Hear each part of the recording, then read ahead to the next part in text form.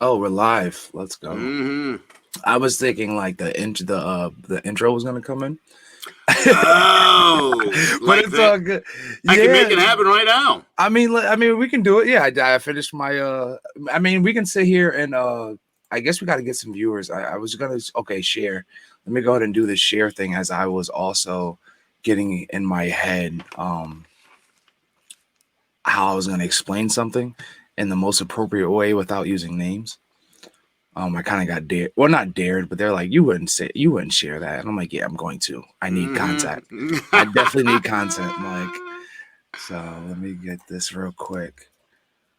Get the tag. We live, baby. And if you guys are watching this, we are live.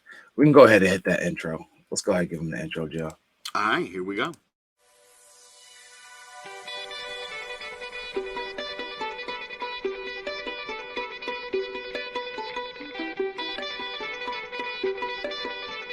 Kane is in the building.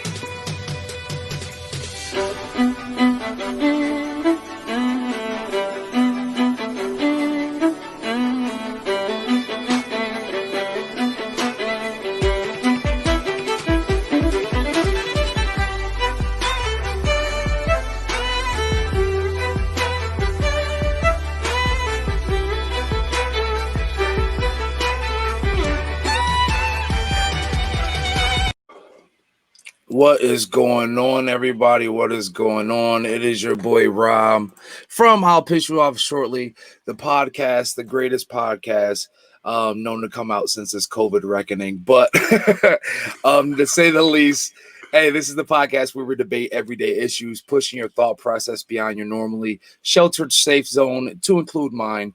The topics discussed here are meant to be intense, promote growth, and at times may have you and I feeling highly uncomfortable, which is really good, I think.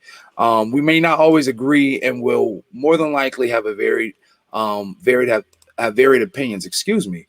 But with that being said, I can't promise to be your favorite podcaster, but I can promise to be transparent, fair, and open-minded. So please, if you've got the stamina and passion to debate, analyze, and challenge the normal, go ahead and take a number. I'll piss you off shortly. Joe, how are you doing? It's been a beautiful week. How are you, brother?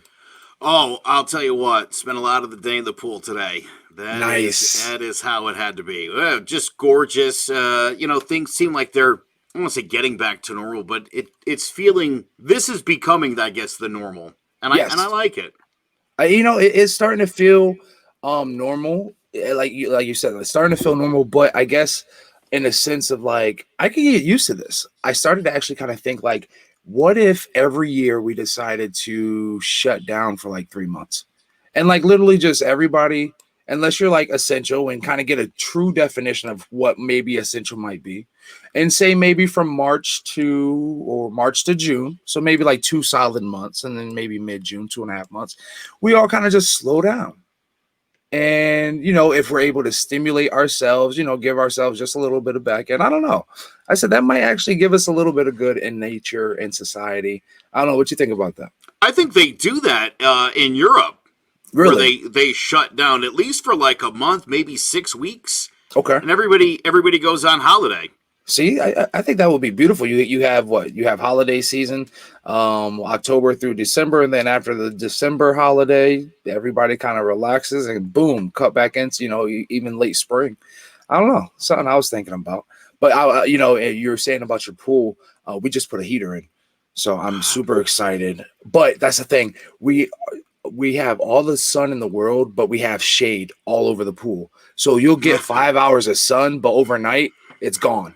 Yeah. And then, you're not getting sun until about 11 o'clock. So we got a heater. I might be a little bit more inclined to go in. So, we'll see. We'll see how that goes. But I mean, other than that, I definitely had a busy weekend. It was my sister's.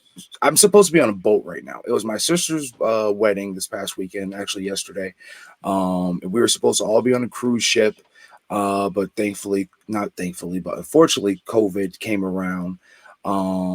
And canceled all that. So now I'm sitting here in hot Connecticut, in my attic, burning up with no food, no island breeze. So this whole weekend has just been kind of like pandering to, oh, I wish I was somewhere, but a beautiful weekend nonetheless. So we'll definitely talk about that a little bit later on. But I think what I kind of want to dig into, and it just happened.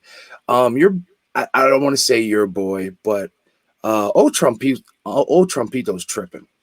Did you happen to see his little address today? I did. A And little off the charts. just one, first and foremost, for anybody that doesn't know or anybody that's listening to this later, today's Tuesday night, which you should be watching live 9 p.m. on Facebook. But if you're not and you're listening to this later, Trump this Tuesday afternoon pretty much tried to make an address giving a COVID update, and that address said absolutely nothing. I feel like he took all of the data that he decided to, hide from the CDC and just say, oh, everything's fine, everything's normal, and just wear your mask, which I know I said it was horrible, but, now it's going to be fine. I have my mask and nobody knows anything, but we're going to keep killing each other. That's what I got from it.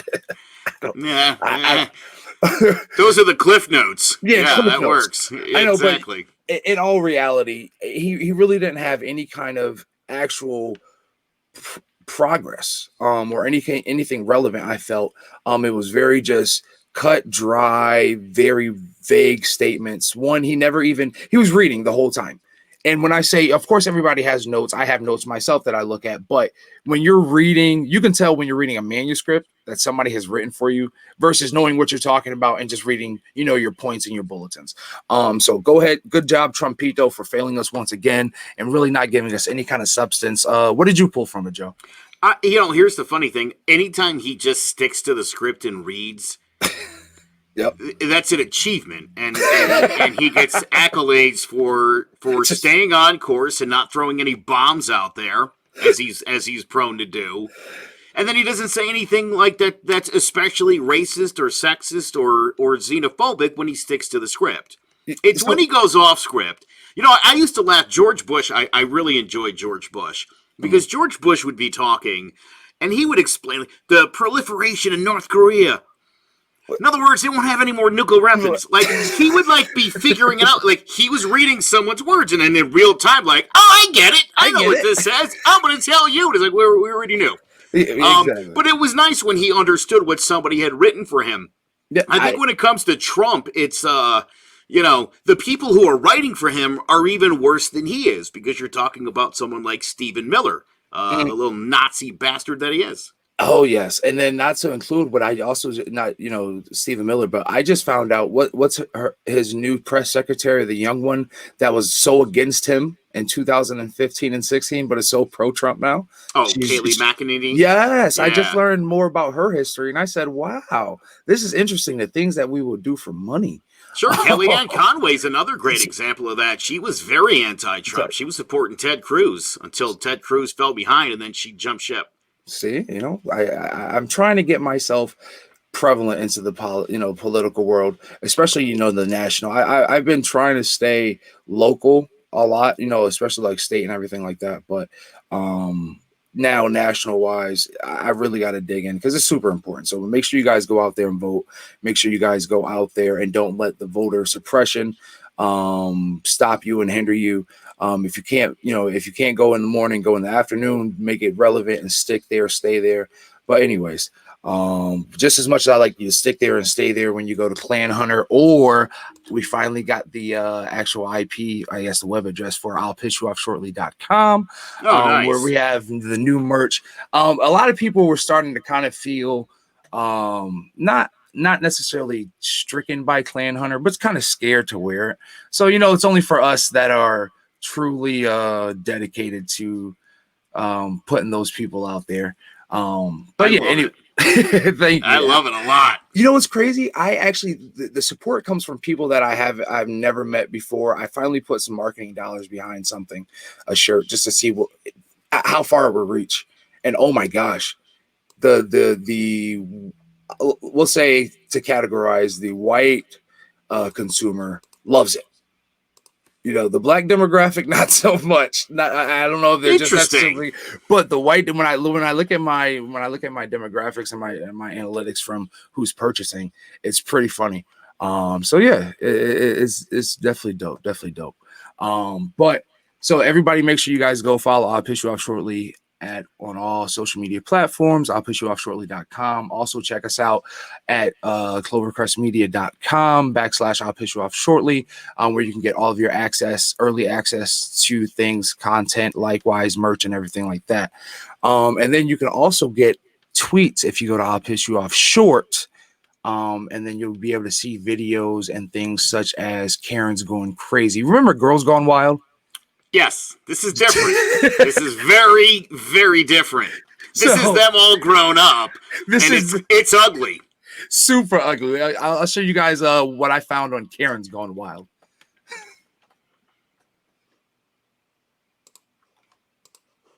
It's this thing's a trip. When you guys see the nastiness and the just no, I don't think that one was it, but that's definitely nasty too. I think we should. Well, this one right here, what you guys are listening to, is a video actually of somebody nasty in Canada, and some nasty biker. He's spitting on an Asian woman, as she's going by, saying, "Go home, chink." Nasty chink. I'm sorry for using that word, but for everybody that can't see the video, I have to express that. And spitting, by the way, as she's on a scooter. Now, I will say there has been an update to this genius. With this genius, he has been fired. He was I believe, a owner of a media group or something of that nature. And they definitely got him. So, like, racism in Canada, to follow along into America is still the same, and it's not just black and white, like I've said before. So this is something that I wanted to bring up, especially with yep, that's racist, because this is disgusting to spit on somebody as they're just enjoying their day in the park, you know. So let's see. Do we have the video of the Karen's Gone Wild?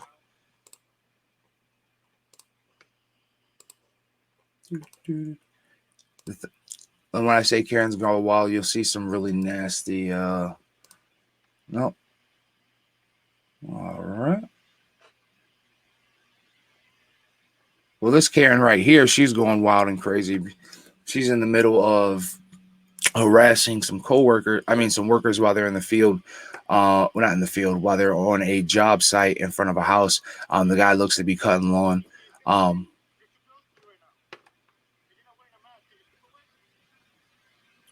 What a psycho! Exactly. Just keep asking for his papers. And what surprises me is that people are just disregarding and saying, you know, this is fine. This is super fine. Like, we are so entitled and we are so privileged. We are so the land of the free, but we can go to somebody just because of a bias and the prejudice that we have of somebody. Say, where's your papers? Like, where are your papers? Where are your ancestors' papers? Where are your papers? Because guess what? Most of you none of you were born here. None of us were born here. So where are your papers? So the ignorance of the foul play of these kind of Karens and nasty people in the world, I wish it would happen to me. Like, why can't this kind of nastiness? Like, I'm waiting for the day. I've had so many of these, not so many, but I've had so many situations of many situations of this, and just recently in 2020, it just hasn't come my way, and I'm just waiting. Let's see here if we got another. Yep, that's racist.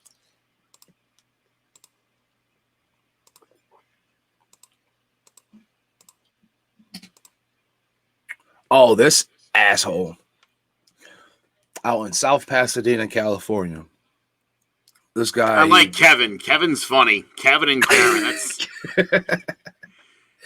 Kevin and Karen. I think they beat Ken and Barbie. Yeah, oh yeah. I think you can relate Ken and Karen to Barbie and Ken anytime, or Kevin and Karen to Barbie and Ken. This nasty fucker, he has a mask on. I'm telling you this right now. Another one? Are you kidding me with that? What? If you nasty racist piece of ish, decide that you want to go ahead and spit at me, you might as well go ahead and lock me in the cell. And I'm not doing this allegedly stuff. I'm not talking about none of this. They can come back to this episode again. No, I'm going to beat your ass. If I catch you spitting on somebody being racist, it's coming. It's coming. And I'm surprised that more and more people just aren't knocking these people the hell out. Now, granted, that was a woman. And I don't expect her to, but anybody else that's around, I wish that would happen around. Like, that's so just even. Do you not understand the just germs, especially in this pandemic? You're spitting on people. That should definitely be a hate crime. I'm one of the belief that should be a hate crime. That's literally causing harm to somebody intentionally. Definitely you put some thought behind it, right? So that definitely, yeah. Oh, here we go. This is what you were looking for. Yes. Here we go. Karen's gone wild, everybody. So what these Karens are doing, they have walked into a grocery store because they don't want to wear a mask. They take their nasty yeast-infested underwear, thong up their ass, and all of them have thongs on, down and puts them on their face. What rich, entitled, and I say rich because that was an expensive dress. One of my friends who sent me that video said she's too rich and bougie to be acting this way.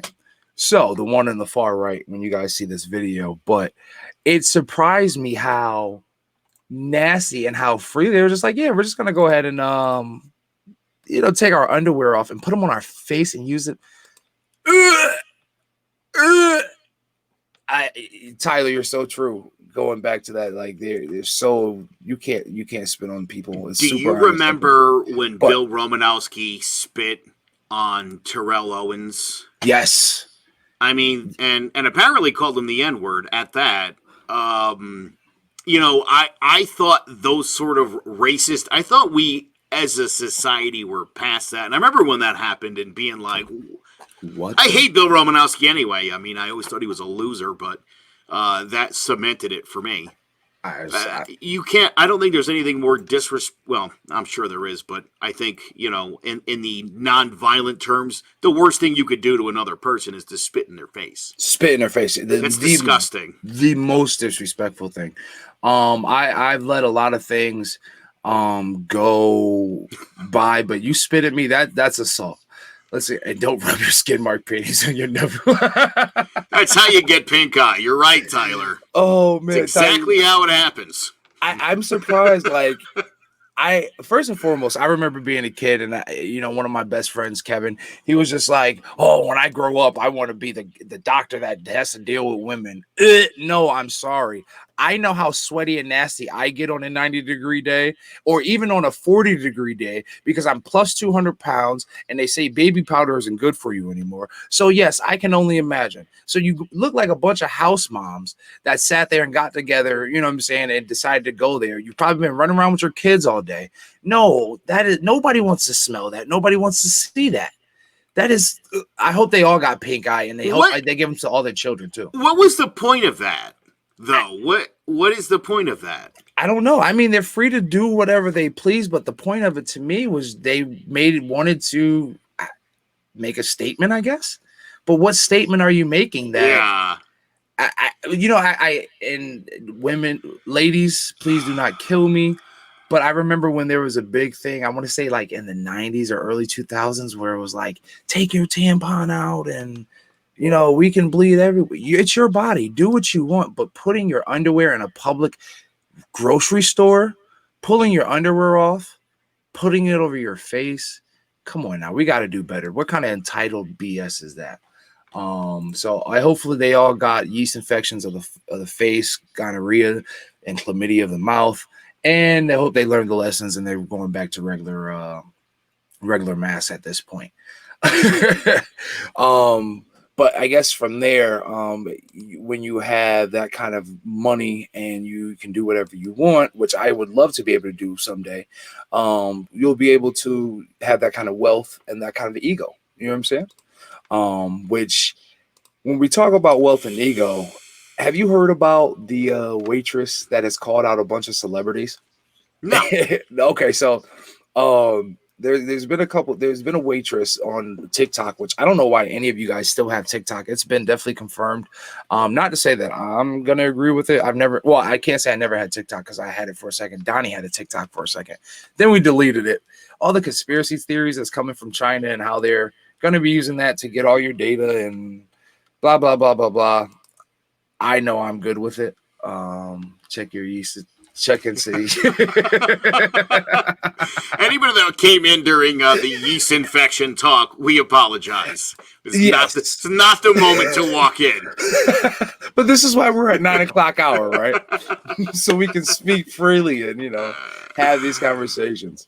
What was it? Oh, so anyways, this restaurant this TikToker, this waitress slash TikToker. She decided to rate a couple celebrities from 1 to 10 on how impressionable they were. I think a couple of them was Hayden Bieber. I'm not too keen to who any of these women are because it seems like she only named women. Like Hayden Bieber, Kylie Jenner, But anyway, so the rumor was she gave Kylie Jenner tipped $20 on a $500 bill. I'm not exactly sure how much the percent is. I didn't do the math, but $20 on 500, that doesn't seem too generous to me. I'm also not want to sit in somebody's pockets, but today I'm going to because you're a billionaire, Kylie Jenner. So donkey to you, not donkey because that's somebody else's thing, but no kudos to you because that's cheap. You are worth $1 billion. And you're tipping $20 on a $500 thing. I don't know. What do you usually tip, Joe? I try to tip 20% on every bill. Yeah, I over tip, especially if I get good service. Also, you'll be happy to know this about Kylie Jenner. Mm-hmm. She's recently been downgraded. Oh, really? She's not a billionaire. Yes, as a matter of fact, she's in trouble because she was manipulating the books on the Kylie Jenner company so that the companies would give her more money as an influencer, and now they're finding out she cooked the books. She denies it, but yeah. I imagine that, a fraud. Imagine that, you would think that, they would be so... You have all this money, you'll be doing things the right way because, to get all this money, you strap up your bootstraps, strap yourself by the bootstraps and just make it work, right? And do things the right legal way. And it sounds very familiar, but I don't know. That was one of my things with wealth and ego. Another thing with wealth and ego, I felt I wanted to touch on was the Nick Cannon debacle. I put a link up there, but that video is super long. I don't think we're going to talk, we're going to show. I mean, if you want to put it up there, for a second and just kind of let's go to what it really is then. When we talk about the power of melanated people, when we talk about who we really are as guys and understanding that our melanin is so powerful and it connects us in a way that the reason why they fear black, the reason why they fear is because the lack that they have of it. So then when you see what Dr. Francis C. Welsing talked about is that fear in that just genetic annihilation, deficiency of when you have a person that has the lack of pigment, the lack of melanin, that they know that they will be annihilated. So therefore, however they got the power, they have the lack of compassion. That melanin comes with compassion.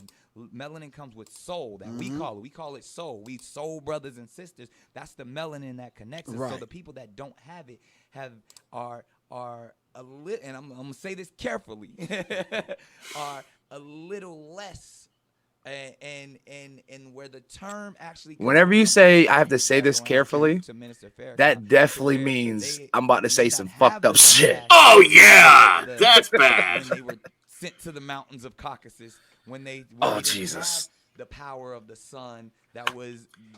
All right, so we'll stop it here. Yeah, look, this is a case of somebody. I mean, I know a lot of people wanted to jump on him. He's a stupid person. He's not a smart guy. Nick Cannon doesn't know stuff, and he's gotten quite a lesson since then, Rob, which is important. But I say this to people all the time: if you don't know something, keep your mouth shut. You don't have to have an opinion on everything. You don't. And I think I'm not gonna necessarily say he doesn't know a lot, because apparently he's gotten a Harvard degree, a couple degrees, and he's It working. doesn't mean he's not stupid. But yes, doesn't mean he's not stupid. You know what? You're very true, because one of our counterparts is a very smart person, but he's fucking stupid as hell.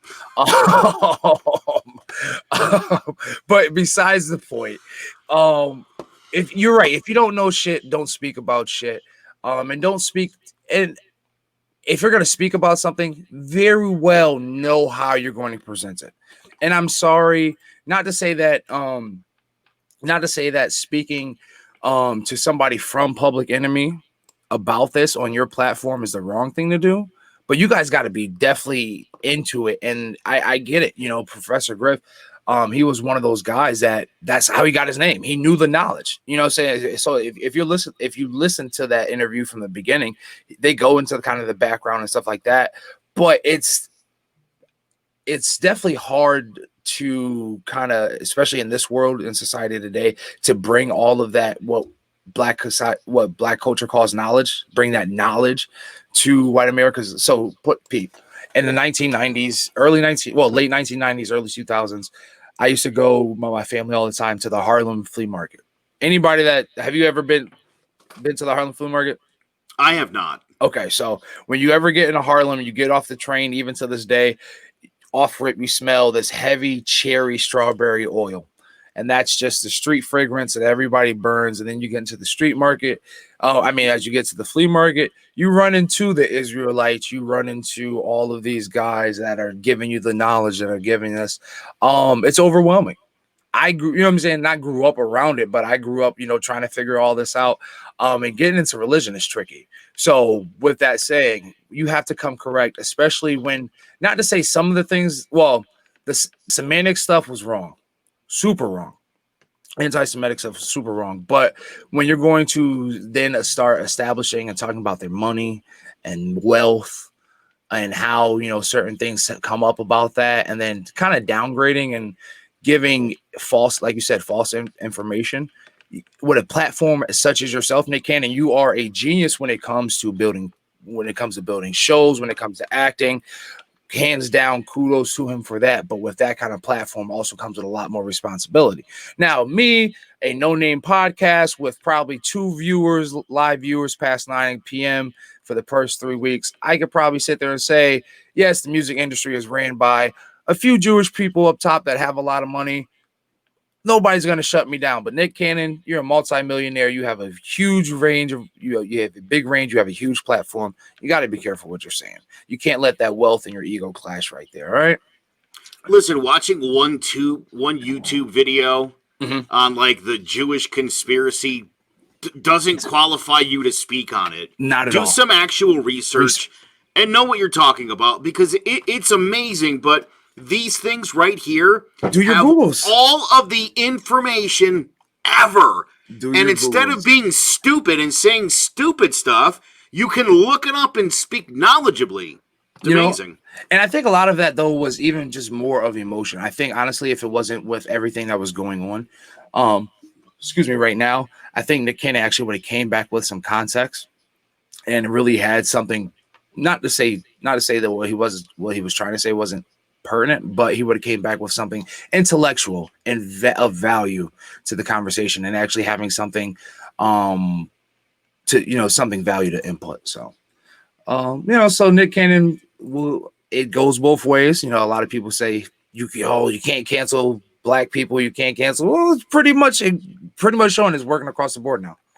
Now, he's on a show that caters to a black audience. Yes. And so the things that he said to that audience were things he thought would resonate with that audience. And I think that failed too. I think the things that he said, I've never heard another black person talk like that or make any of those suggestions. I'll be honest, if I had to guess, he was high as a kite on like something next level. I think those are one of those conversations that I would honestly say wasn't meant for the public. That was one of those kind of like, one of those cultural or, racial conversations that you have, just like if somebody's down south, southern bred, want to have a Confederate flag, and they want to speak whatever profanities they want to in their own personal home, then that's fine. That's one of those things that shouldn't have been a public thing. I don't want to say that he was high as a kite, because I've been in many of dwellings, friend's house. One of my friends, Jeremy, his dad was super like pro-black, pro like if it's not the black man, da da da da da. If it's almost Black Panther, super. You know what I'm saying? So it was just like, I get it, but at the same time, you have to not to say that it's right. You know what I'm saying? It's not just right. So maybe they should have had that conversation to themselves. And yes, he was like, back to your point of, speaking to a certain demographic or certain, catering to a certain demographic. Yeah. If you go to Harlem on 125th Street, that's what you're going to hear. Yeah. If you go, you know what I'm saying? If you go and you start seeing the Black Israelites, that's the stuff that you're going to hear. It just wasn't for those ears, and not to say that it was right. It was wrong, but it just was not right for the public consumption. I 100% agree with that. I think he didn't think that was going to be something that was going to get out into the mainstream. I think he was hoping that just stayed right here.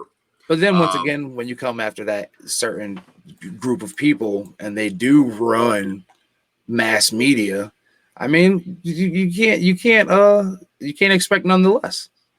I would say this too, though, Rob. I've never gotten that deep down the conspiracy rabbit hole. Okay. Without being way high. Yeah, okay. That's why I say it seemed like a lot of the stuff that he said, you're like, and yep. Okay, sure.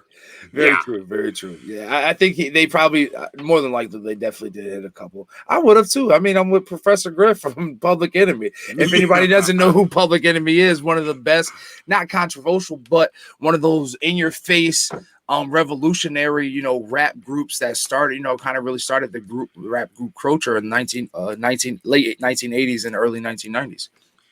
I wonder if this isn't partially too where, hey, look, you're Nick Cannon. You're a pretty cool dude, but you're hanging out with a legend. Exactly. And you're trying to be cool. You're trying to like keep up with that legend. Sort of like when Trump was hanging out with a legend with the women, Billy Bush. And he engaged in that locker room talk just to impress Billy Bush. Exactly. Yeah, because that's where it's at. You get Billy Bush as your wingman, you're crushing it at the club. And now look at Fox News and all their allegations. I said, wow, look how all that comes full circle. Now, whether or not, we're not even going to get there, but I want to see him if he addresses that. I doubt he will, but his beloved Fox News, they're on and off again, love-hate relationship. So we'll see if that, kind of falls in line with all their nastiness. But I guess coming from Nick Cannon, I just want him to first find a home for Wildin' Out, because I love Wildin' Out. It's a very fun, creative show. It's a show for creatives that I believe it could do well, but I don't think that even with him, the firing, I don't think it will be able to continue, because it takes somebody like Nick Cannon to continue that.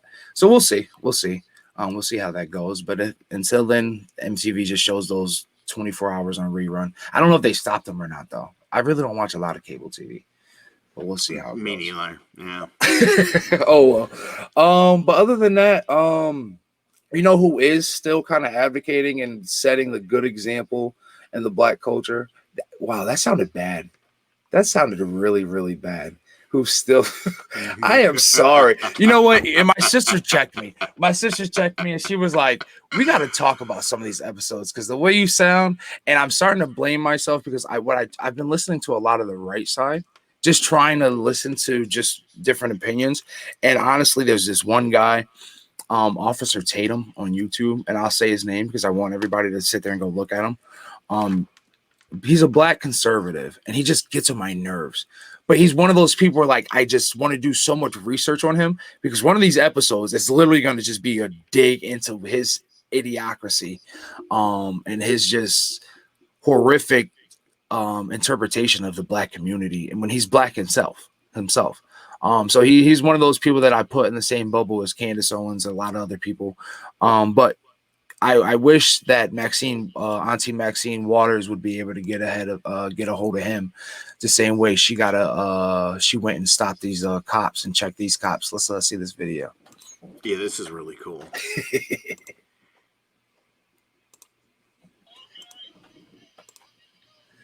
Look at Auntie Max. You gotta do what you gotta do. And the best part about this is they said they were gonna give her a ticket. She was gonna be in trouble and she was gonna be in violation and she said, I don't care. I'm pulling over to make sure that this person is gonna have a safe interaction with the police, not to get them out of a ticket or anything like that, but to make sure that the sheriff and everybody else, as a congresswoman, as a state representative, go ahead, Auntie Maxine, go ahead. That's what I feel Congress people and civil servants should really do, and really stand forth. I know that a lot of people. I know the conservatives cannot stand Aunt Maxine, but she really is one of those that really steps out and does good for the people. You'd think that they would like her because she just speaks her mind and tells it the way it is. Isn't that what they like? Unless it's coming from a black woman and she's telling them what they don't want to hear. You know what? And that's the thing. They haven't had to grow up with a black woman. Even my mom, for example, my mother, I love her to death. That's my right hand. But a lot of the times when she starts yelling and rambling, you'll learn. Just let them go. It goes in one ear, goes out the other. You take what's pertinent and you keep it moving, right? But Auntie Maxine, when Aunt Maxine is screaming like that, you have no choice but to listen, and it makes them very uncomfortable. So if they actually probably grew up around an Aunt Maxine in their life, they probably wouldn't feel so bad. You know what I'm saying? Or if they weren't asshole of kids, because I see. For example, today, not today. No, it was today. Today, I saw two kids of the conservative mindset. I believe, because they saw my mask as we were in the gas station. They had to be maybe like 17, 18. They're in a little car. But anyways, they saw my mask that says his America has crumbled, and they're like, "That's not funny. Trump is the best thing for everybody, even African Americans." I'm not going to do it to you guys because you're 17 and 18 years old, and I have better things to do, like pay for my gas. But if I could have got, yeah, I hear you. Oh, I'm there. These conservative children, and I'm like, oh, the entitlement is real. Well, it's funny. I think a lot of these teens are getting it from their tough guy dads, who and none of them real life punched in the face are giant pussies. Yeah, exactly. If confronted, would back down immediately. Yeah, it's super. And I'm like, if you guys act like this in Connecticut, I wonder how you guys would really act in like a place like Chicago, maybe, like where there's real stuff going on. And not to say like real activism, because I don't necessarily believe in all of it, and there's still a lot of controversies that I believe with there's a difference between the BLM, Black Lives Matter, the organization, and Black Lives Matter, the actual movement. But in between time, I don't believe that they're never going to experience the same things like that's going on in in Chicago. Let's go ahead and see what the activism I'm talking about. And what's going on there is a female got punched in the mouth by the police. So imagine if the police can punch a female in the mouth. How would they feel if I punched them in the mouth? With the way they're screaming and yelling or even acting towards me? And further that, is there money into being an activist? Nope. No, that's not it. That's not it. No, that's not it. I think I have to change my titles a little bit. I have to change my titles. I thought that was Chicago. White. Isn't that White Devil? Also, by the way, my apologies earlier. I jumped the gun on I confused the "Yup, that's racist" segment with the Karen section because I scrolled down past the script and you were like, "Go to the Karens," and I assumed it was the racist biker bitch. that was my bad. Well, that's right. It's amazing. There's so much racism here. I get it confused. And but it's not existent. It's to the on the right. It's not existent. It's no longer here. What prove to me what is it? The change my mind. Racism doesn't exist. Right. I think I'm changing it right here. We're changing it. We're getting so confused. You know what? While you're looking for that, I remember the situation back in the day that actually got brought up this week. While you're looking for that, somebody has sent me an article from 2006 that had an altercation with me, and the police, and my friends in Middletown, and they were saying, I should bring it up, since we're kind of on the thought of like racism and how prevalent it is still, today. So 2006, there was we had a situation. I was part of a youth group called League of Extraordinary Gentlemen, LEG. I believe I helped start it with a lady. I won't mention her name, but she's prevalent in the Middletown High School district. And starting with a youth women's group. I'm all over the place. Anyway, so we were having an open mic night. Coming out of the open mic night, a bunch of us guys were sitting around, just waiting for our rides and stuff. My mom and dad were on the parking lot, and during that, a white officer came and pretty much harassed us. What are you guys doing? Where are you guys going?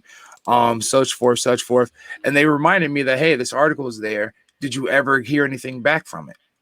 And sure as hell, I was like, damn it. So many other things happened. And I remember that same year I got into it with Middletown Police. Me and Middletown Police Department don't get along. They really don't like me. So if anybody, if any Middletown Police Department guys ever watch this or listen to it, hi guys, I love you. But anyway, so it's an article, and this whole article explains everything that's going on. But it showed that there's so many. What I was trying to get back to is that there's so many things in my life that I've gone through with this. And I wanted people to see that, say, oh, Rob, these kind of things don't happen. They do. And even though, and I remember the biggest thing about this case was I can't say it was a case because it never went anywhere, because they just said, oh, we took the officer's word over it, and we're just going to keep going. So I'm glad that things have kind of gotten a little bit better. I'm glad that social media is super prevalent. And that's crazy to think, like 2006 to me wasn't that long ago. It was my senior year of high school, but it feels like it was, not too long ago. So to say from 2006 to now 2020, 14 years later, I wish social media was more prevalent now, because I think that this might have definitely been a bigger issue than it was then, and it wouldn't have been able just to get put down to the wayside. So, everybody that's out there, keep fighting and keep pushing, keep the activism alive. Don't let people take away the true meaning and purpose of Black Lives Matter. Don't let them politicize this. Do not let any of your, local politicians, national politicians politicize this. This is a fight that has been going on way before George Floyd, unfortunately, way before Breonna Taylor, way before Ahmaud Arbery. So let's keep this activism going. I'm sorry. So the one you were looking for, was this the Chicago cop punching the girl's teeth out? Yes. I do have that. My bad. I No have problem. it loaded up. Here we go. Here we go. Okay, that's the slowed down video of a female being hit in the mouth by a male Chicago police officer after a rally turned into a violent clash with CPD. Others that were there say that Miracle Boyd was filming encounters with police throughout the evening to keep police accountable. That's right, Anthony. And they also say the officer seen on video wanted Miracle to stop recording. Now she's left with serious injuries to her mouth, including missing teeth. Chicago police say they are now investigating what unfolded. That was a little dry. I said, hey, y'all, how y'all doing? This is 18-year-old community activist Miracle Boyd. She's part of the group Good Kids Mad City. Friday, she spoke to a crowd at this rally at Buckingham Fountain. At some point, protesters headed for Grant Park. Many took aim at the Christopher Columbus statue. Air Fox shows police surrounding the monument. On the perimeter of the park was this scene. We slowed the video down so you can see Miracle Boyd filming an encounter with police. Other young activists say the officer wanted Boyd to stop recording. She didn't, and that's when she appears to be grabbed by the officer and punched in her mouth. Her teeth knocked out. Her phone drops to the ground, and the officer appears to pick it up and walk away. It looked like he took his entire body weight and punched her in a way to attempt to take the phone and hurt her in some way. Damayanti Wallace was there. She took these pictures of Miracle as her mouth was bloody and bruised. It's like a sliver of her front tooth left. And I mean, it's sick. And who knows what else? Like, who knows what that could cause if it's not treated immediately. In June, Chicago Public Schools tweeted about Miracle heading to DePaul University to study accounting. There's now this GoFundMe that has raised over $62,000 for Miracle. 12 people were arrested for mob action, battery to a police officer, and criminal damage to property. This is video from a Fox 32 source. I think they added some more to it as we added the clip. But anyways, $62,000 being an activist. Well, first and foremost, let's get away from that point. Let's get to the point that the cops are punching black women in the mouth. They are punching activists in the face and getting away with it. Oh, by the way, that officer hasn't been brought for any kind of charges or anything. Just want to point that out. So that's how it goes. That's how it's been going. No accountability. That's all of these protests are about, accountability, and yet they keep punching and pushing and slamming and shooting people, and there's still no accountability. And the accountability of the argument is, they're yelling and they're being aggressive towards the cops. Well, yes, I'm going to be aggressive, and yes, they should be aggressive and everything towards the cops because the cops are upholding their duty. So when you start disrespecting me and doing everything else like that, I'm going to give you that same kind of energy. When you're setting off tear gas, shooting off bean bags and everything else like that, I'm going to give you that same kind of energy. But guess what? I like to be fair, Joe. So let's go ahead. I think I sent you a clip of kind of the conservative view and what they were trying to send as their counter argument. And then I'll dig more deep into this whole situation.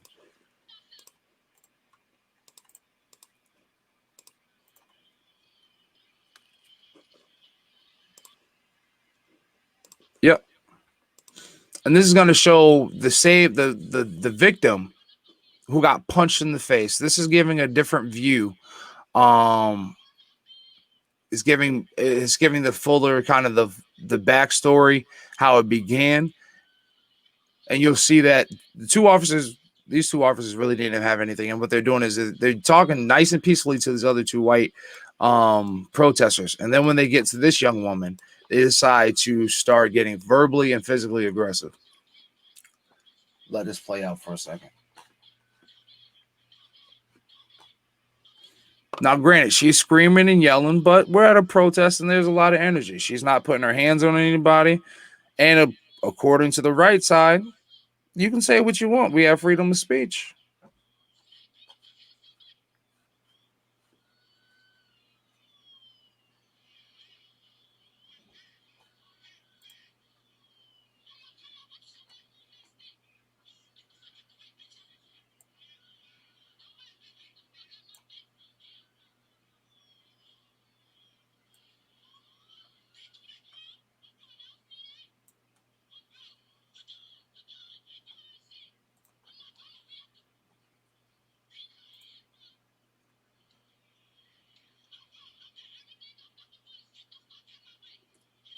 I also want to mention, I think they said it in the news article, but this is an honor roll student. So before anybody starts talking about how ignorant she is and can't just differentiate the difference between, being her normal self, her cultural self, and then, being in an educated environment. Yes, her dialect is something different. So don't be all worried about that and start culture shaming that way.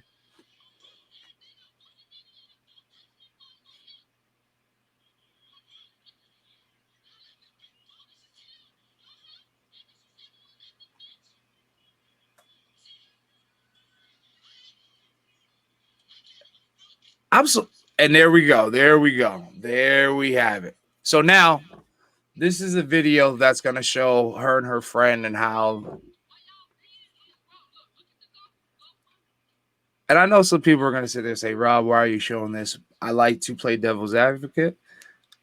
And I'm pretty sure this shouldn't affect anything. But you hear him talking about how she raised money through a GoFundMe, which, hey, she needs a tooth fix. She needs teeth. She needs teeth. I'm not mad at her for it. Hell, fucking George Zimmerman got to sell Skittles, right? Well, so wait till she gets her money from the state of Chicago, city of Chicago, when she sues. It's gonna be more than 60. Exactly, it's gonna be way more than 62,000. So they got a lot more to worry about. Chicago Cold Blue. Y'all got a lot more worry about. Y'all better be worrying about how you're gonna put that money together to go ahead and pay for that lawsuit. Do you see this line here on right over the video? We were outnumbered and unprepared, said the Chicago PD. Are you guys serious? You were unprepared for what? Like a giant protest? Hey, I don't know. And I think a lot of that was probably going towards, them wanting to say, oh, the violence. Well, that's not my problem. You're not unprepared, and they're going to say, oh, the budget cuts. Your budgets haven't even gone into effect yet. Most of those budget restrictions won't even go into effect till next year. So stop even trying to use that as an argument. So no, you're unprepared because your training is horrible. Your officers are horrible. And if you don't get those nasty ass federal, if they get those federal militants the fuck out of there soon, it's really going to get nasty the same way that they did in Portland. And now they're trying to send to Chicago. So Chicago better be careful. This place is turning into a war zone over things that are really right in front of their face. These are the things that we're fighting over. I don't care what's going on. There's escalation of force. There's certain rules of engagement. Punching a teenager, a high school graduate of 2020 in the face is definitely not it. The police have to stop punching people in the face at police brutality protests. but then wonder why. Right. Why are we protesting? Well, again, you show that counter video, that conservative video, right? Trying to defend all this, right? And you get that bootlicker like, oh, cop told you what to do. No, we have rights. You can't run around always talking about individual rights, but when a cop says, give me your ID just because I want to see it or I want to frisk you, fuck off. No. Sorry. I don't, Be consistent. Conservatives, be consistent. You're not consistent enough. And that's it. Having that accountability and being able to hold each other accountable for that.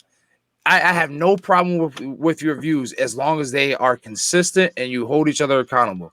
If you're going to use that religion, if you're going to use religion, be consistent with religion.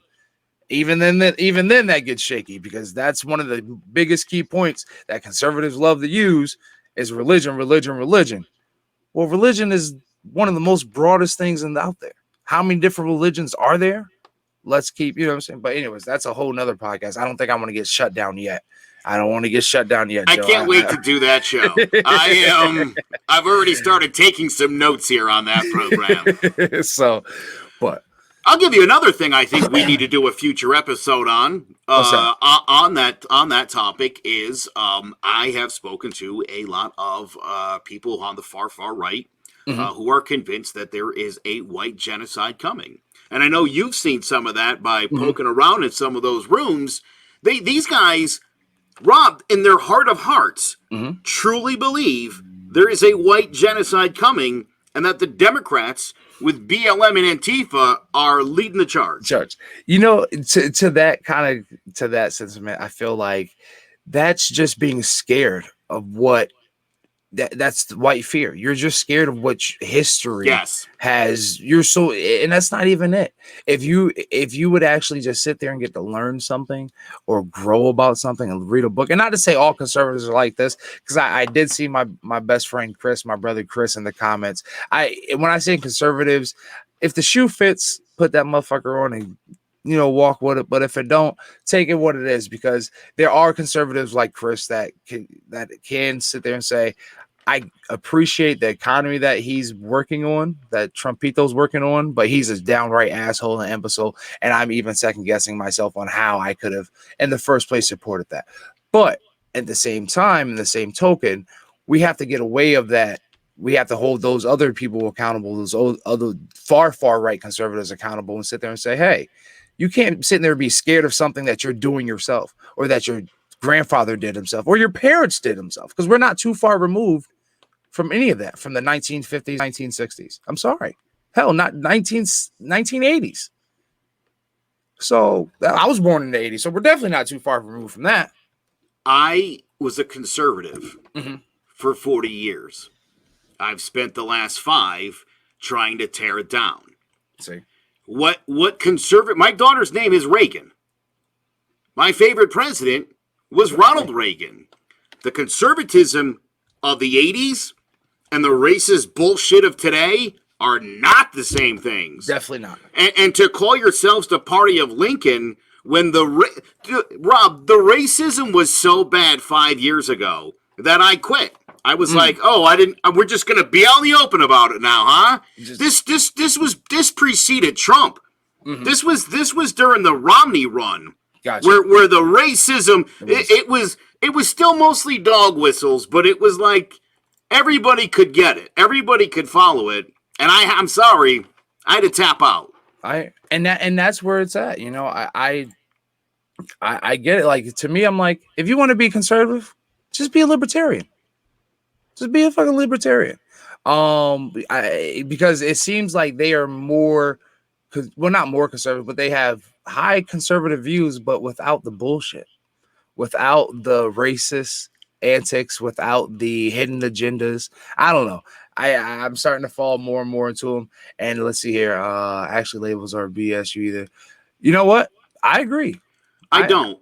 And I'll tell you why I don't. I think it's a solid point. I understand what Andre's getting at, but look, people hide behind their labels. Okay. And here's what we have found out about politics, even over religion. According to scientific studies now, people will give up their religious beliefs before they give up or change their political beliefs. That's how firmly entrenched we are in our beliefs. You also have to understand that it's human nature to be right. We always want to be right. And that's why you'll notice some of the dumber people, it takes a lot longer to convince them because your brain instinctually wants to be correct. And rather than people go out there and try to educate and learn, they just decide this bullshit is what I'm going to believe. And look, we can get into religion another day. Anybody who reads the Bible or the Quran or the Torah is probably exposed to the idea of getting your way through violence. That's what those books are filled with. Very true. And so if that's the book you're falling back on to figure out how to either be a decent person or a piece of shit, you're going to fall short every single time. That's a good point. That's a book, by the way, that does not condemn slavery, child abuse, or rape. What's that? The Bible. The Bible. Okay. Correct. It does. None of those things in the Bible are condemned. And in most cases, condemned. Okay. Correct. In most cases, God tells the Jews, go rape those women in the village. You got my approval. That religion, dude, I'm sorry, but even then, I think what Andre was trying to get at with that, what Joe was with the labels, even then you're labeling yourself as a Christian or a Jew or Andre's back, and now I'm lockstep with you, my friend. Yes, Republicans or Democrats, two-headed serpent with the same agenda. These are two groups that are answering to the same overlords. Yes. Bottom line. Yep. Hands up. Whoever's in charge, they're funding both sides of this. And I'll say this. Look, I didn't vote for Barack Obama. Okay, that's what a conservative I was. Didn't vote for the guy at the time, but I'll say this. He did a really good job as president. Okay. The people who were like anti-Obama were Wall Street people initially. Okay. Until his re-election, when they jumped all. I mean, come on. Yeah, you're right. What's really going on here? And and here's the thing: when Obama was in office, the Republicans had a way of stopping him at every turn. They did. The Democrats, right now, for some reason, They have no Can't stop Trump at all. And I'm sorry, but the same rules must apply. So are they okay with what's going on? And I mean, just look at the impeachment and what a disaster that impeachment was in January. They didn't even follow the proper protocols, and they knew they didn't. It was almost like, Rob, they wanted it to end the way it did. I think with that, it was more. I think they don't have Trump by the balls, pretty much. Well, not to say that the Epstein stuff and the whatever her name is, that kind of has him kind of in that wall, that predicament. But it's more of a public eye view, whereas he doesn't have years and years of political hindrance, whereas other politicians would. So now Biden has to find himself very quiet and not conservative, but very controlled, because he can't allow any of that to come out. Whereas Trump shit, it's all public, and Trump can just kind of play it off like he has, like, oh, grab him by the whatever. Well, I'll just, he just plays it off. So Trump's playing a whole different game. He's not playing that typical political game where, he has to worry about other things. A lot of his stuff is already publicly out there, and a lot of it has already just came out. So he's either addressed it. I think I posted one thing that how racist Trump is, and it has literally 30 or 40 years of racist things Trump has done, but it's already been put out there, been done with. So it's so quick. It's the public mindset is so fast. So we say it, get over it, rant about it, and then it's over and done with. Whereas when it's a political thing, they're still talking about Biden shit from 30, 40 years ago. You know what I'm saying? My wife had a really solid point earlier today to me in regards to that, because, and I've seen now a couple of Joe Biden misquotes, the one about his kids in the racial jungle. That's a complete misquote and taken out of context. Yes. And you can easily watch and listen to what he said. That's how amazing technology was even back in 1977. Yes. Okay. But here's the difference. And you'll even recall back in 2008, when he referred to Obama as like an articulate, clean guy. Yep. Ooh. As a black. Yep. But here's the thing. Here's the difference between these two old, crusty pieces of garbage. Joe Biden has grown as a human being. Yes, he has matured and he has developed. He's learned to listen. He admits when he makes mistakes, and he's made a lot of mistakes. Very, very much so. The other idiot will never do any of those things and has not grown as a human being since like 1962. So I don't know what to tell you. Hey, you can't fix stupid. Stupid as a stupid does, and that Trumpito is always going to be Trumpito. Obama definitely was selected, not elected. I can agree with that. If it was, I try and look at it as if he wasn't able to pull that second wave of liberals, I don't think he would have been able to do the second term. But we'll see how everything comes about, whether kind of politics goes back to what we knew politics to be, 8 years ago, or if it goes back into a mild, a crazy wildfire. And I don't know if I said this last podcast, but I believe that if he does get reelected, we're not done with the name Trump. I believe that we will see Trump's son run for president after him. So, no. Okay. I would. If you said Ivanka, maybe. That's my hot take.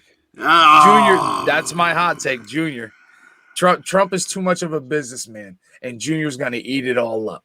And with all these crazy, and just Trump is a marketing genius. I'm sorry, that's the one thing he's very, very, very good at, and extremely good. And to be able to sit there and now, if perhaps be reelected in 4 years, and then now he can take another 4 years just to literally start pushing the agenda and marketing his son, it's going to be a whole different ball game. I don't know. That's just my hot take. We'll see. Can I throw you my hot take? Of course. I think by 2022, I think they're both going to be in prison. You think so? I do. I think if Biden wins, definitely by 2020, I can agree with that. I know we've kind of gone all over the place, and definitely kind of went on a Trumpito rant. But as far as crazy marketing geniuses, we'll kind of bring this guy up, Kanye West, since we were talking about Chicago. Kanye West, as I like to call him. Oh my goodness, Rob! When you said that earlier, So I get the script, everybody, just so you know. And Rob wrote, keep the L in Clan. And I said, in my mind, I'm like, Klanye, but Clan. Klanye. Yeah. Klanye was. I'm going to go over here and figure out more of the jokes I missed in the show. So, yes, I have such a dry sense of humor, as all you guys can see. I think I'm funny, and I'm really not, as my family tells me all the time. I really have a sadistic sense of humor, I feel sometimes. But yes, and now with Clan Hunter, like every chance I get, I'm playing off of Clan and Klanye. I still feel this way, even though I had a very good conversation with some family members, my cousins, last night. And Kanye's a marketing genius, just like Trump. So I think that's kind of what ties this in. With him being a marketing genius and his first, I guess we'll call it rally, but it seemed like it was more of a rant. Where one of his statements was, Harriet Tubman did not free black people. She only made them work for other white people, which I think I kind of understand what he was trying to get. But let's look at this video. I'm not trying to quiet your voices, actually, so I don't want to say that in an improper way. I just haven't had the time to word it in the most elegant way possible. So that's a Stephen move. When Harriet Tubman never actually freed the slaves. She just had the slaves go work for other white people. Y'all, we leaving right now. She said she was pregnant, and for 1 month, and 2 months, and 3 months. That's so funny. Y'all, we leaving right now. Yeah.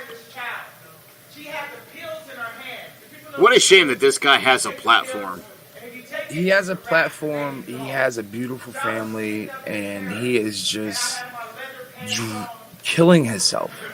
And when I say killing himself, he is mentally, physically, emotionally killing himself. Here we go. Here.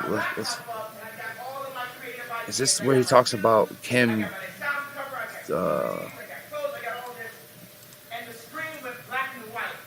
Anyways, we'll stop it here because I don't want to keep hearing him talk.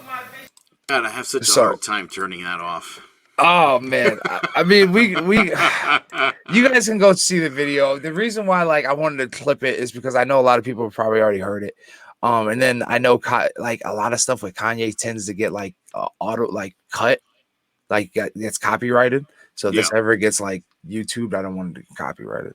But anyways, so he then proceeds to say that he was going to kill his daughter through abortion, which, by the way, he was super pro-abortion not too long ago when he was wearing the red hat, but he's taking the red hat off, and he's seeing the light away from Trump. But to put the mental state that you have to be in to put that kind of business out, to put your personal business out that your wife was, that's such a impersonal, I don't know. I don't see how I could share that.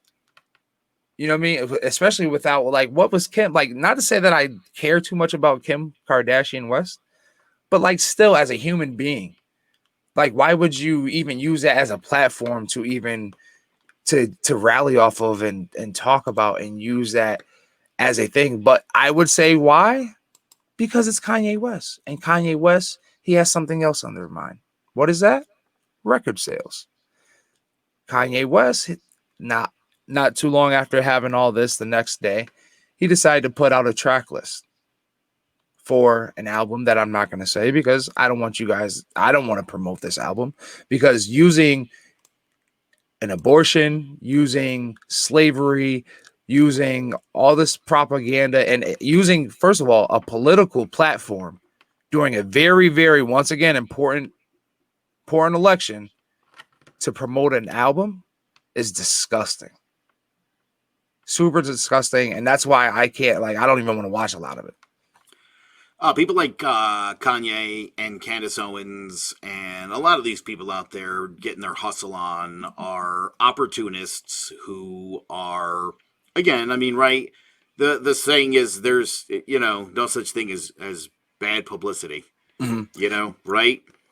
In a sense, there is though, especially with him. And I see one of the comments about the Harriet Tubman thing that it never really let him finish about Harriet Tubman. He didn't finish. He just said that and then went on to say whatever else he was ranting about. Yes, in a sense, and what I was saying with that was that Harriet Tubman, you're right. She didn't. We're acting like Harriet Tubman had a whole network that she had, business partners and investors to sit there and say, hey, we're gonna get this stuff going and build these businesses and everything else. Yeah, she had no other choice but to lead them to freedom for the most part, or to, what she thought was freedom. So she tried her best. I missed one of the so Kanye said some factual stuff, but it wasn't the factual stuff that needed to be said, and he didn't even say it in the right context. You look super surprised, Joe. Look, a woman who was a former slave formed the Underground Railroad to help people reach freedom, and we're criticizing her because she didn't have a corporation to hand out jobs. What do you mean? What are you even talking? What does that even mean? Yeah. I don't even understand that. No, I don't think anyone ever said Harriet Tubman freed the slaves, because Harriet Tubman certainly wasn't in any position to do that. And she risked her life to help other people get free. So Kanye's an idiot.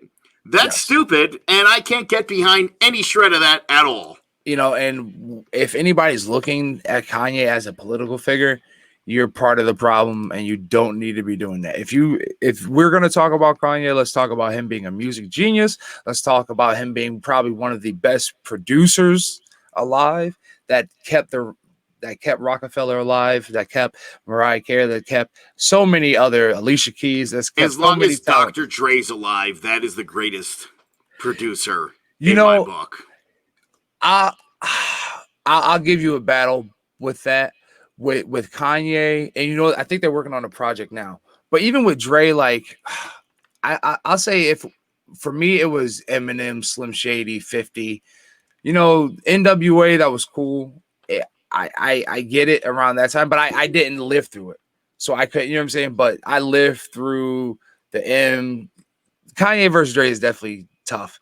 I'll play that game. As far as album wise, artist wise, I have to give it to Kanye, because Kanye has 3 solid solo back-to-back classics between Graduation, College Dropout. I'm forgetting one. College Dropout, Graduation. Anyways. But yeah, he's 3 solid classics. Everybody's gonna be clowning me after this. Everybody on the planet owns The Chronic. Very true. But and every single person knows all of the words to Nothing But a G Thing. But I don't know all of the words to any Kanye West songs. I don't know any Kanye songs all the way through.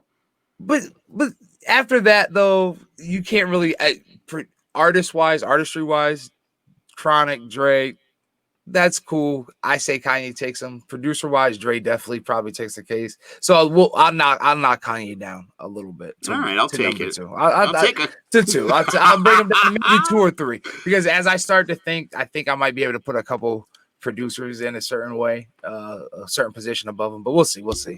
But yeah, Kanye, I really wish you the best. I wish your personal health, your mental health will get better. But you definitely need to shut the fuck up when it comes to politics. Go take care of your family wherever the hell they are, and make things right with your wife, because that's definitely some things that even as a multimillionaire, you definitely shouldn't be doing. That's not the things that you got to do. But yeah, and also, love each other, man. I hope he finds love. And when I say that, I feel like he doesn't even love his own wife. Or like love the relationship that he's in, or love himself. So I hope he finds that kind of love. Let's see. Has she freed the physical institutional? He did. Yes, very true. He did not articulate anything correctly. He hasn't articulated anything correctly for the past I don't know how long. So yeah, it's been years. And well, by the way, She freed them from physical slavery, yes, not institutionalized racism and equality. Well, how was she going to do that? With what tools? She had just become a free woman herself. So, it's like, hey, I'm a teen mom. How do I teach all these other teen moms how to be teen moms? I don't know. Nothing horrible Andre is sharing is helping me think that what Kanye said makes any more sense. I don't think it can be articulated correctly because no one has solved institutional racism. No one has. No, it's been 200 years. Give me a break. I'm sorry, if I become a millionaire, I can't teach you how to stay a millionaire. So I might be able to help you financially get there, but I can't teach you how to stay there. But we'll see where it is. And to the point of Premier and RZA, yes, Premier. We're also talking about Preem producer wise. Like I said, I didn't give any thought into like my top producer list, but yeah, we'll put them up there. And speaking of music, I guess we'll go ahead and get into my in rotation. This song is a dear song of mine. This album, this artist, I don't care what anybody says. Trey Songz is the king of R&B. He beats Usher. He beats Chris Brown because Chris Brown is pop to me, pop/R&B. He's the king of pop to me. He beats out Michael. Second to Michael before everybody kills me. But yeah, so Trey Songz, Ready album, 2009. Song One Love. I felt this was necessary. Dope album, dope song. I love it. We'll just keep it at that. It's very graceful. When it talks about the one person that you want to love forever, and finding that one person and keeping them, I thought it was necessary for this episode since it's definitely going into love. Yep. My bad. No, that was the wrong button. I wanted to. Yeah. So right. I appreciate everybody commenting tonight. It's taken me a little off my game, and I accidentally deleted that picture of Trey Songz, and so I just had to get it back and hit the wrong button. So, ladies, if you're watching, there you go. You get a little bit of Trey up there, but yeah. So there's Trey Songz, One Love. If you guys want to listen to that album, go ahead and listen to Ready. Came out 2009. Listen to One Love. That's my kind of song for the week. It fits beautifully. One of my favorite R&B songs. Listen to if you have that significant other, listen to it with them. I promise you'll cuddle that night. Cuddling, talking about cuddling. I cuddled the floor this weekend. Both nights. It was a very festive full weekend. My sister's wedding was this weekend. And I guess we'll go ahead and throw this video up here. I have a clip of footage of me doing some limbo at the bridal brunch. All right.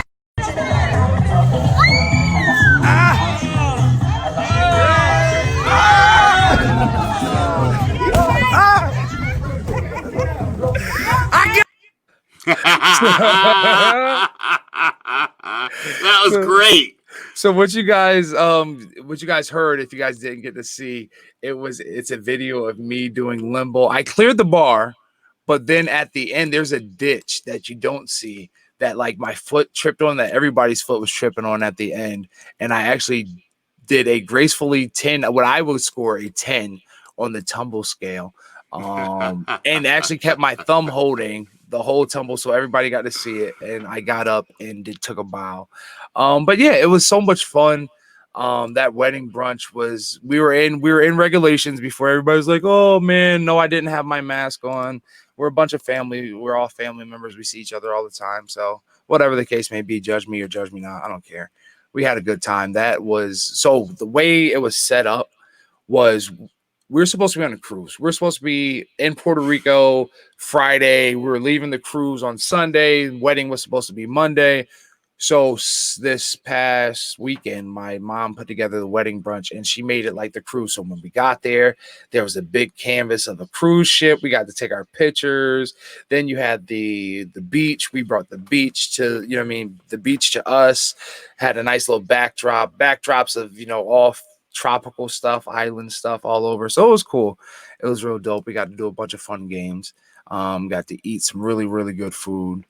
some good island food, some good fish. I did a rant, if you guys follow me on Instagram and Facebook, about making sure you have the right fish fryer if you do a fish fry, especially in the Black culture and the Black community. So I don't know how pertinent it is to you, Joe, but I'll tell you, if you come to a Black cookout, if you come to one of my family cookouts, which I'm definitely going to invite you to, we're gonna have to come, and you're gonna see, like, everybody can't fry fish the right way. So you have to have that right person.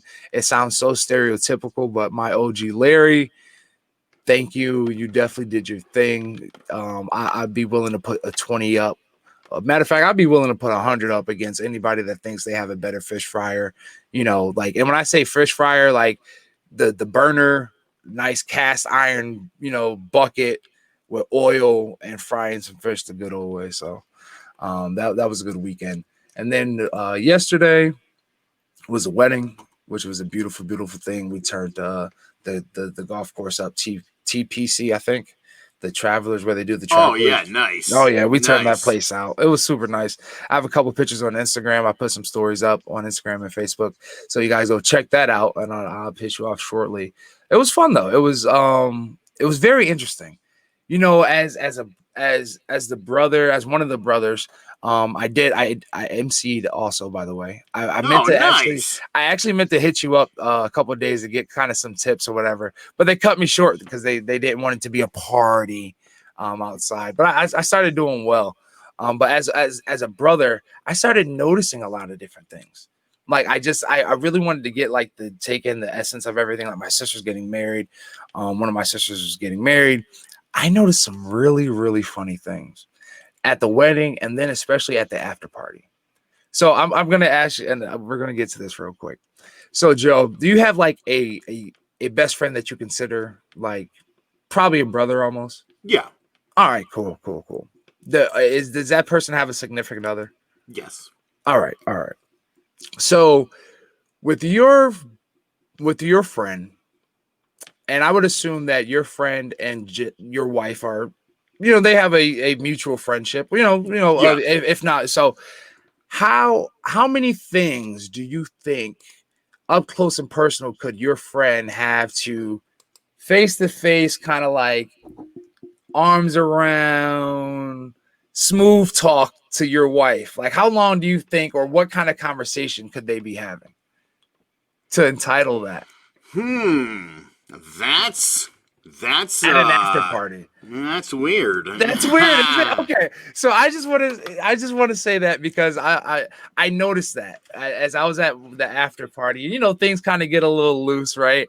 I said, man, so that was one of the things, and then I noticed two people that I never thought would have engaged a little bit. So just the interesting things that go along at weddings, that whole like energy vibe. So what I was saying with that was, there was a situation, and we saw it play out where what I presume to be two guy friends, the other guy friend got really close to the friend's significant other, but that guy's significant other noticed, and you could tell like she wasn't having it, and he wasn't realizing that she wasn't having it until she started. Joe, when I tell you the drama that goes on at weddings, I was just eating it up. I'm already imagining how that went. Oh, it wasn't like a verbal altercation or anything like a big deal, but you can just see it like play. So I was in the cut. I'm sure it was today. The ride home, I called it, and I just knew the ride home was not fun at all. Like the attention that you saw, we'll say couple A, woman couple A give woman couple B switch, and I'm like, oh, I thought they were super done, and super cool, but I guess not. Goes to show how much about other things that you may have perceived or seen people for years. But it was interesting, and then to see two people actually that you would have never thought engage with each other, and I guess hit it off. And this is not, speaking of my sister and her husband. I'm talking about just the people outside. Oh, all right. I was going to say it's an interesting hot take on the wedding. No, not them. I can imagine that speech. I'm talking. Oh no, the speeches are great. I'm just kidding. No, so But my brother-in-law, my brother is amazing. He's awesome. I definitely would have initially I would have never imagined him being the person marrying my sister, but now that I see that it's never about that, but when I envision who I wanted to be, it's him. Nice. When I envision who I want to be able to protect my sister, be there for my sister, good, bad, and different. That is the person I envision. That's the person I see. And I couldn't be more happy for them. And I thank them for allowing me to, learn from them and grow from them, because, hey, if I get married again, which I'm sure I will, this would be my third marriage technically. So, I have a lot to learn from them, and I grow from my sister because she's younger than me, but I look up to her so much. She's taught me so much throughout the years. Even till now, I bounce so much stuff off of her, whether it's personal, professional, whatever. So it was a good weekend. It was too much fun going through that. I wish I was on a boat. This would have been an awesome episode to do live from wherever like I was supposed to be. Yeah. I think it was like St. Kitts or Antigua, one of those. But yeah, so I don't know, maybe if we, this gets good enough, I'll take a trip somewhere and we'll do a remote. That sounds awesome. Congratulations, by the way, to you and to your family, and especially to your sister and her husband. That's really great. I'm on my second marriage. See, my final marriage, as I call it. There you go. You're fine. She likes to hear that much better. This is my final marriage. This is gonna be if I ever get married again, this will be my final marriage as well. But unfortunately for you guys, it won't be our final episode. I know it's getting late. We definitely have put it out there. Have had a very, very productive episode. I think next week I will have it figured out where we can do live call-ins, because I know we've gotten hot and heavy into the comments, and I really like this kind of like the kind of flow of how everything's been going. So I think we might be able to do like a live call-in soon. I think I have it figured out in the equipment as well. So that might be something we can add and work on too. But yeah, I appreciate this episode. I appreciate everybody putting in their input, from Dre to Chris, Tyler. Thank you, bud. Hey, make sure you guys go check out Tyler. He has 2 amazing podcasts, a baseball podcast and a wrestling podcast. Joe, you might know the names off the top of your head. I'm sorry, I do not. It's awesome. Yeah, listen, it's Baseball with the Bard is obviously the baseball show, and the wrestling show is called Cross'em Wrestling Entertainment. There we go. So make sure you guys check those out. That's those clovercrestmedia.com/ both of those. Or if you look through the menu, you'll be able to find those podcasts. I'll Piss You Off shortly, and all of our podcasts and the Clovercrest Media family. Make sure you guys give everybody a thumbs up, a like, subscribe, especially I'll Piss You Off shortly. PissYouOffShortly.com on all social media platforms. We're here live every Tuesday. Let your friends know. Make sure you guys are starting like to tag and comment people in, because I don't want it just to be just one kind of one-sided. I know Chris is always in here giving good feedback. Tyler's in here giving good feedback. I know Dre, I appreciate you so much, Uncle Dre. But we want to get more people. Like, if you guys know a conservative that like wishes they could debate with somebody and really, are scared, I really want to get Duncan on here. If you guys don't know who Duncan is, he is he's another member of the Clovercrest Media family, part of the I was about to say I'll Piss You Off, part of the Divided We Stand podcast that I've been a guest on, and Joe host as well. And me and him have had pretty interesting conversations. So I would love to get him on this platform.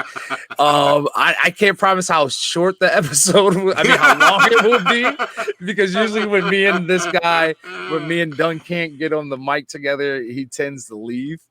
He can't handle the truth, as I like to say, but it is what it is. But yeah, so if you know anybody of that nature that just feels that they just have to be right, and they just have to be right, like we talked about earlier, invite them, tag them, let them comment. I'd love to have them hear their opinion. This is what this is all about. To grow, to communicate, and also to just, educate one another. I don't know everything. I talk a lot of shit. I think I know a lot, but I love when people can educate me, just like, yourself, Dre, everybody else, in the comments. So never forget, I'm Rob Benjamin. Be sure to subscribe to this podcast if I've pissed you off. And if you still have it, Subscribe to. If you still haven't subscribed, give me another chance and do it again. I'll Piss You Off Shortly is available for download at clovercrestmedia.com. I'll Piss You Off Shortly. / I'll Piss You Off Shortly. And I'll Piss You Off Shortly on Facebook, Instagram. We're live every Tuesday night, 9 p.m. I'm good. You got anything, Joe? No, this was fun. And yeah, I didn't mean to call Chris a pussy. Oh no! Oh, you call? No, I don't. I think Chris. Chris is he's like me. Like when I say like Chris is my best friend, like me and him are like super equal, but he's white and I'm black. He's just like, I'm a conservative. No, I'm not pussy. So like he loves being conservative because he has those. It's so weird to say like. I wish this is why I want to get people on the phone. Like, because if you get, like, he has so conservative views, but he has conservative views, but a liberal heart. If that makes kind of sense.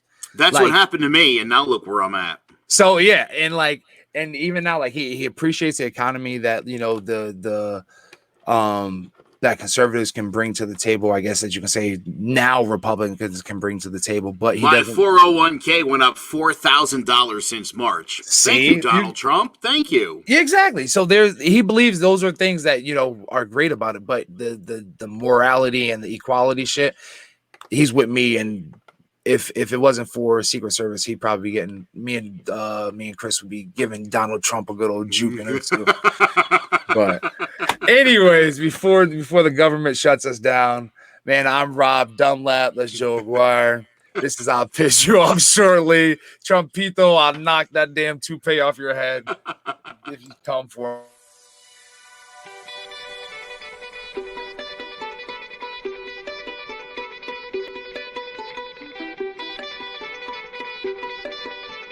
Kane is in the building.